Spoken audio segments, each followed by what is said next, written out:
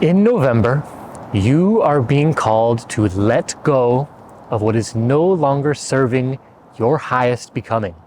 And in November, everything is becoming more stark, more naked. The air becomes more crisp and cold, and the leaves on the trees are falling off more and more and more. And as I've grown more in tune with myself and with nature over the years, I've come to marvel at the natural transformative process that the earth experiences throughout the seasons. And throughout this process of becoming more attuned to myself and with nature, it's becoming clearer and clearer to me that us humans are subject to and deeply, deeply affected by these natural seasonal shifts. And we would benefit a lot if we lived in alignment with these shifts rather than fighting against it. So, have you ever stopped to wonder what a tree could teach you? I had never really stopped to wonder myself until I had moved to a city where more drastic seasonal shifts take place, where leaves pile up on the ground as the trees become more and more bare. But what if just like a tree lets go of its leaves every November, that we also let go? What if we let go of that excess weight that we're carrying? What if we let go of all that is not serving our highest becoming? Maybe it's that relationship that once really nourished you and was great for you, but now it's draining you and holding you back. Maybe it's that mask you wear in order to fit in, to feel worthy, to get validation, but deep down in your soul, you know it's draining you. You know it's not authentic. You know it's not who you are. Maybe it's feelings of shame and resentment that you hold towards yourself. Perhaps it's a constant replaying of old stories, old narratives that keep you small and stuck. And the beautiful thing about trees is that every autumn they simply just let go. They let go of their leaves. There's no story of, oh my God, I worked so hard to grow all these leaves. I can't possibly let go of them. I worked so hard for this. The tree doesn't grip tighter as the wind blows. And when the November air comes a-knockin', the tree just lets that excess weight drop. It doesn't tear off the leaves. It simply just stops sending nutrients to them. And as a byproduct of that, the leaves fall away. So I ask you, my friend, what would it look like for you to stop feeding what is no longer alive? This video is a permission slip to turn inwards, to feel into your heart, to feel into your soul, to perhaps go on a long contemplative walk, do some meditation, sit in silence, but certainly be free of all of those distractions in order to get clear on what is no longer alive for you, and thus what wants to drop away. And know that you don't need the perfect reason, you don't need to have it all figured out, and you don't need everyone or even yourself to fully understand.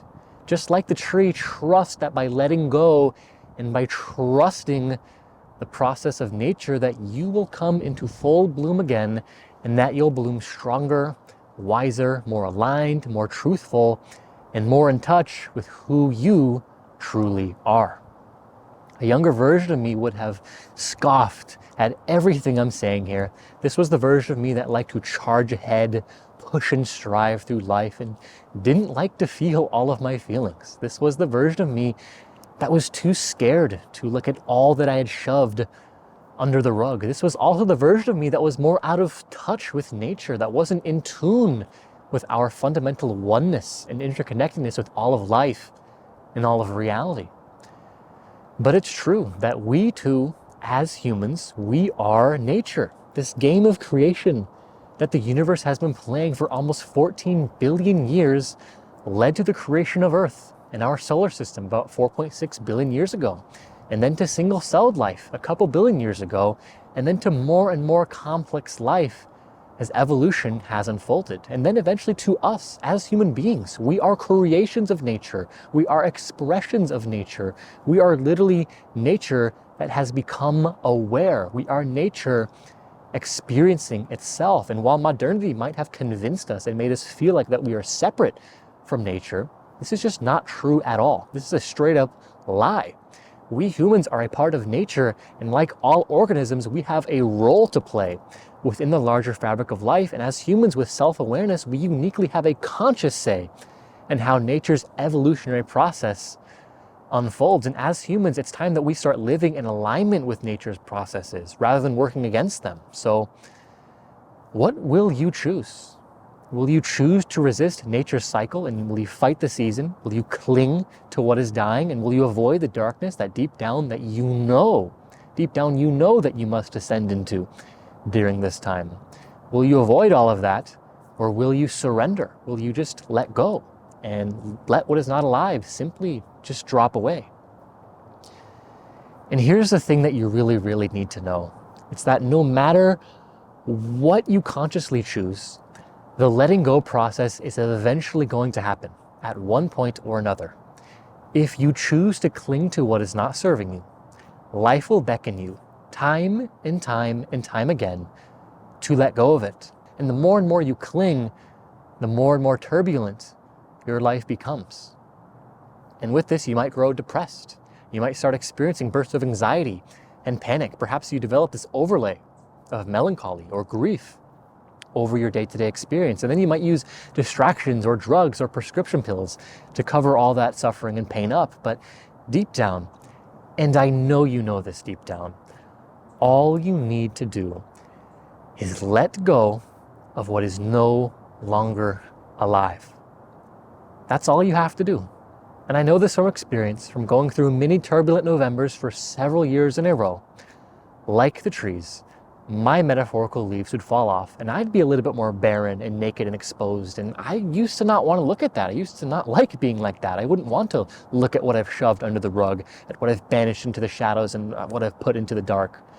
In past Novembers for me, this was letting go of relationships, letting go of inauthentic masks I was wearing that were false and unaligned. And if I had just listened to the way that my soul whispers to me in November, if I had trusted in that whisper and let those leaves fall off, then that whisper would have never turned into a scream later on down the road, and the letting go would have been graceful rather than forced, and just generally would not have induced nearly as much suffering and hardship, and I'd even say trauma, as it had in the past. Life gets better when you learn to let go. I promise you, just trust the feeling in your heart. You don't have to have it all figured out. You don't even have to fully know why conceptually. You can just let go. And I promise, life will catch you. But there's things you need to know about this emptiness that will inevitably be present once you let go of what is no longer serving you. When you let go, you might feel a void inside you. You might feel empty. You might feel lost. Your ego will want to cling to what is familiar, to what is comfortable, to what is known. But I tell you this emptiness is so beautiful. This void that you might feel is the open space. It's the womb through which your new, higher, wiser, more authentic self will be born. So don't seek to immediately fill this open space. Don't succumb to the distractions, to the escapist patterns, and don't even fill this open space with new narratives or new beliefs just yet. Just bask in that open space, bask in that emptiness, sit in the silence, have the courage to be intimate with yourself, naked and bare and vulnerable, of maybe not knowing who you are or what the path forward is. Just sit in it, trust, and let the heart lead. This is the work, this is the real work of letting go. It's easy to identify what's not serving us, of what needs to be let go, but when you let go, can you resist the urge to fill the void with the next story, the next identity, the next relationship, the next distraction that will cover up the discomfort from feeling the rawness of not knowing and being undefined? So this is your permission slip to let go of what is not serving your highest becoming, and then to allow the coming weeks to be a practice of sitting with yourself in this emptiness, with silence, and allowing only what is authentic and aligned with your soul to fill this empty space. This empty space that arises, again, when you let go, it is the womb through which your authentic self is born, and your authentic self needs a gestation period before it can fully come into bloom. So sit with it, tend to it, nurture it, be in that empty space, and trust that what is meant to emerge will emerge in its own timing. And also seeing that letting go is not actually loss, it's liberation. It's liberation from all that is false, so you can step into the truth of who you really are.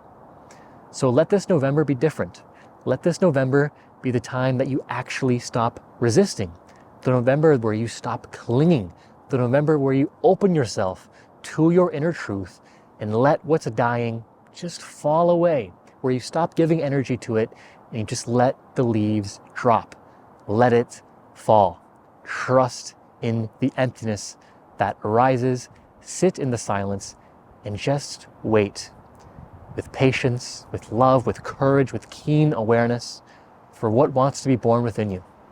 This is your permission slip to let go.